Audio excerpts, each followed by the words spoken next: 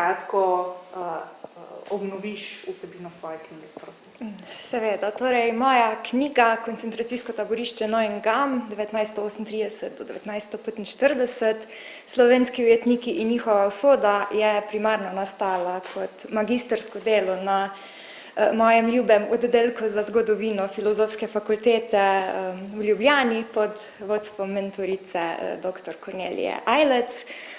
Skozi nalogo sem se želela predvsem posvetiti tematiki tega malo manj znanega taborišča, mogoče na splošno v javnosti, med Slovenci pa sploh se mi zdi, in osvetliti zgodbe več kot 300 ujetnikov in ujetnic, ki so na neki točki druge svetovne vojne se znašli v tem res skrajno oddaljenem severnem taborišču. Knjiga nasplošno predstavi vzpostavitev samega taborišča, razvoj koncentracijskih taborišč v Hamburgu, strukturo, vodstvo, kako je potekalo vsakdanje življenje v taborišču, na koncu razno dogajanje ob evakuaciji, ko se je bližala zavezniška vojska.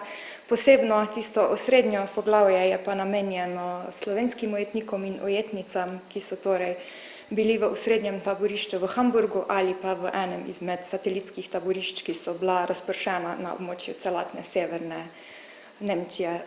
Pri slovenskih ujetnikih sem se zelo nekako zanašala na osnovni seznam, kjer smo poskušali pridobiti čim več informacij, podatke o življenju v taborišču, taboriščne številke, torej čim več točnih virov in dokazov, ki nam osvetlijo zgodbe teh posameznikov in posameznic. Potem na podlagi pričevanj preživelih ujetnikov knjiga govori o življenju, o vsakdanu, o delu, o lakoti, torej prehrani, o oblačilih, o sami solidarnosti, ki se je uspela razviti v teh težkih pogojih. Na koncu pa seveda, kaj se je s temi ujetniki zgodilo oziroma kakšna je bila njihova usoda, kjer ugotovimo, da se je večini ženskih ujetnic uspelo vrniti domov po osvoboditvi iz taborišča, medtem ko je več 100 moških ujetnikov izgubilo življenje v Lubeški katastrofi 3. maja 1945, ko so zavezniki bombardirali ladje, na katerih je bilo okrog 10 000 ujetnikov iz Neuengamma. Super. Drugo vprašanje, na kakšen način oziroma kje vse si dobivala podatke za svojo raziskavo? Ideja se je najprej porodila kot ena izmed možnih, ko sem se kot Erasmus študentka prijavila ravno v Hamburg.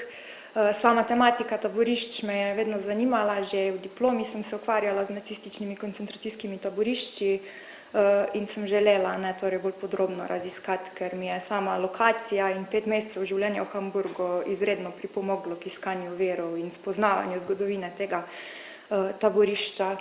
V osnovi sem se opirala na delo preživelega taboriščnika Miloša Poljanška, ki je res naredil ogromno raziskovalno delo, ki sem ga jaz potem malo poskušala metodološko, zgodovinsko dopolniti, pa seveda vključiti nova pričevanja, do sedaj še neznana, nove vere, nove ujetnike, novo literaturo. Večinoma sem dobila literaturo v arhivu v Neuengammu, tam, kjer je danes spominsko obeležje, večinoma v nemščini, imajo pa tudi zelo lepo že razporejeno vse vere, ki se nanašajo nekako na ujetnike iz Jugoslavije in so mi dali do vsega prost dostop, da sem lahko raziskovala.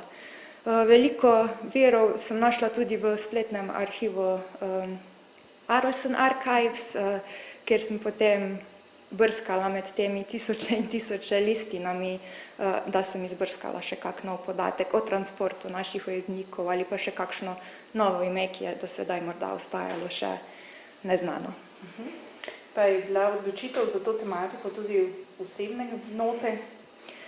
Ja, čutim odvedno neko povezanost z zgodbami malih ljudi, in pa seveda tudi v moji družini je bil pradedek tisti, ki so ga zaprli v koncentracijsko taborišče Dachau. In čeprav se kot mala mogoče nisem toliko zanimala, pa mislim, da kot otrok povlečeš na sebe te zgodbe, pa kaj se je med vojno dogajalo, pa kako je pradedek šel in prišel nazaj, cel shujšan in razlagal, kaj vse je moral preživeti, in mislim, da je to nekako ostalo z mano, da raziskujem tematiko še danes.